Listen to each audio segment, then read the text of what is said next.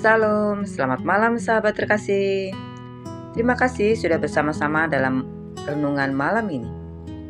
Malam adalah waktu ketika suara dunia perlahan mereda dan kita bisa mendengar kembali bisikan lembut Tuhan.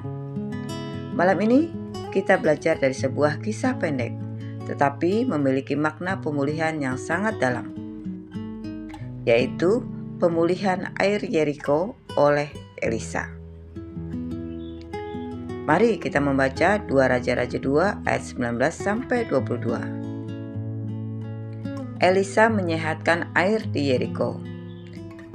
Berkatalah penduduk kota itu kepada Elisa, "Cobalah lihat, letaknya kota ini baik. Seperti tuanku lihat, tetapi airnya tidak baik dan di negeri ini sering ada keguguran bayi." Jawabnya, "Ambillah sebuah pinggan baru bagiku, dan taruhlah garam ke dalamnya." Maka mereka membawa pinggan itu kepadanya. Kemudian pergilah ia ke mata air mereka dan melemparkan garam itu ke dalamnya serta berkata, "Beginilah firman Tuhan, telah kusehatkan air ini, maka tidak akan terjadi lagi olehnya kematian atau keguguran bayi." Demikianlah air itu menjadi sehat sampai hari ini, sesuai dengan firman yang telah disampaikan Elisa. Sahabat terkasih, saya pernah mengunjungi sebuah kota kecil yang memiliki sebuah sumur tua. Sumur itu sudah berusia ratusan tahun. Orang-orang dari kampung itu menggunakan sumur tersebut untuk minum, memasak, mandi, semuanya bergantung pada sumber air itu. Tapi suatu hari, sumur itu mulai berubah. Airnya keruh, berbau, dan menyebabkan gatal pada kulit. Warga panik, banyak yang mulai menyalahkan satu sama lain. Siapa yang membuat kotor? Kenapa bisa begini? Siapa yang harus bertanggung jawab? Namun seorang kakek di sana berkata, "Jangan ribut dulu, mari kita lihat sumbernya." Akhirnya mereka menyusuri pipa-pipa tua yang menuju ke mata air, dan ternyata tepat di titik awal di sumber air itu ada bangkai hewan kecil yang menyumbat dan mencemari semuanya. Masalahnya ada di sumber, bukan di sumurnya. Ketika sumber dibersihkan, air kembali jernih, dan warga menyadari kadang masalah terbesar dalam hidup bukan ada di permukaan, tetapi di sumbernya. Kisah ini membuat saya langsung teringat pada pemulihan air Yeriko yang dilakukan Tuhan melalui Elisa. Sahabat terkasih, Yeriko saat itu adalah kota yang subur. Tanahnya bagus, lokasinya strategis, pemandangannya indah, tetapi ada satu masalah fatal. Airnya rusak, bahkan membuat tanah tidak menghasilkan. Dalam bahasa zaman sekarang, lingkungannya cantik, tapi ada masalah besar yang tidak terlihat. Air adalah sumber kehidupan. Jika sumbernya rusak, seluruh kota ikut rusak. Penduduk Yeriko datang kepada Elisa dan berkata, "Kota ini baik, tetapi airnya tidak baik." Perhatikan kata itu. Baik, tetapi itulah kata yang sering muncul dalam kehidupan kita. Pekerjaan ini baik, tetapi capeknya luar biasa.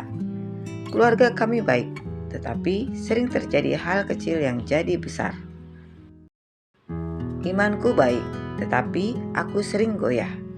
Hidupku baik, tetapi ada luka lama yang belum selesai.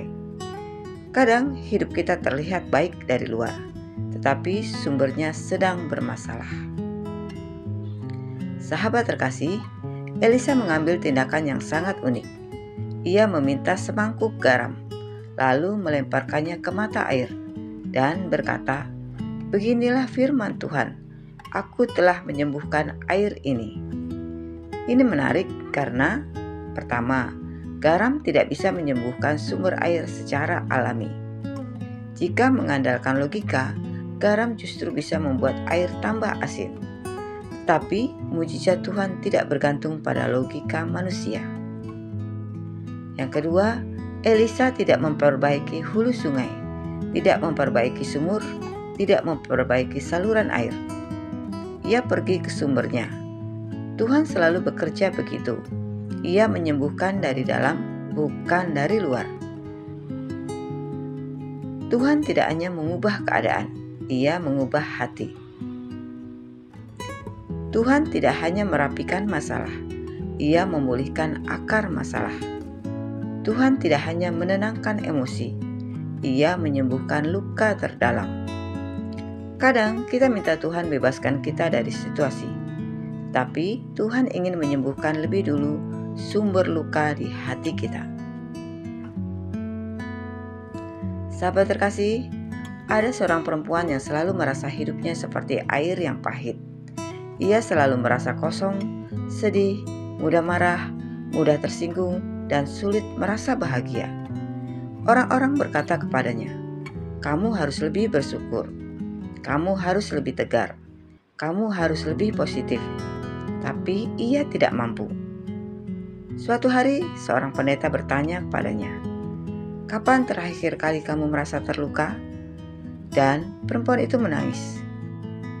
Ternyata sumber air di hatinya rusak oleh pengalaman masa kecil yang pahit, pengkhianatan, penolakan, dan kata-kata yang merusak.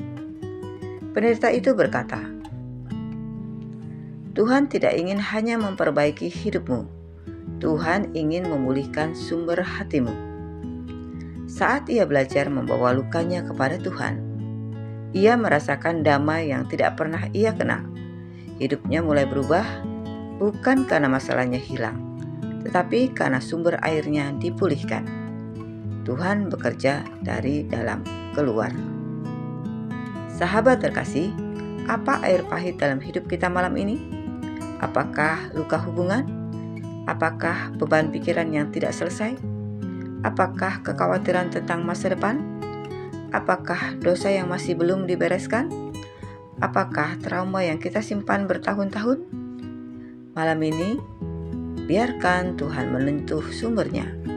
Biarkan Tuhan berkata, "Aku menyembuhkan air ini." Sahabat terkasih, di saat dunia meributkan permukaan, Tuhan menengok kedalaman. Di saat manusia fokus pada gejala, Tuhan fokus pada sumber. Dan kabar baiknya, Tuhan yang memulihkan air di Yeriko masih sama hari ini. Ia mampu memulihkan sumber hidup kita. Sahabat terkasih, mari kita berdoa bersama. Bapa yang Maha Baik, malam ini kami datang dengan hati yang mungkin terasa pahit, kering atau lelah. Engkau melihat sumber hidup kami, lebih dalam dari yang bisa kami ungkapkan. Pulihkan kami seperti Engkau memulihkan air Yeriko. Sentuh luka-luka lama kami, sembuhkan ketakutan kami. Tuhan, jernihkan isi hati kami. Biarkan dari dalam hati kami mengalir air kehidupan yang baru, segar dan murni. Kami serahkan malam ini ke dalam tangan-Mu. Dalam nama Tuhan Yesus Kristus, kami berdoa dan mengucap syukur. Amin. Sahabat terkasih, terima kasih sudah bersama-sama dalam renungan malam ini. Jika firman Tuhan ini memberkatimu, jangan lupa untuk klik like, komen, share, dan subscribe ya, supaya semakin banyak orang dikuatkan oleh firman Tuhan. Sampai jumpa di renungan malam berikutnya. Selamat beristirahat.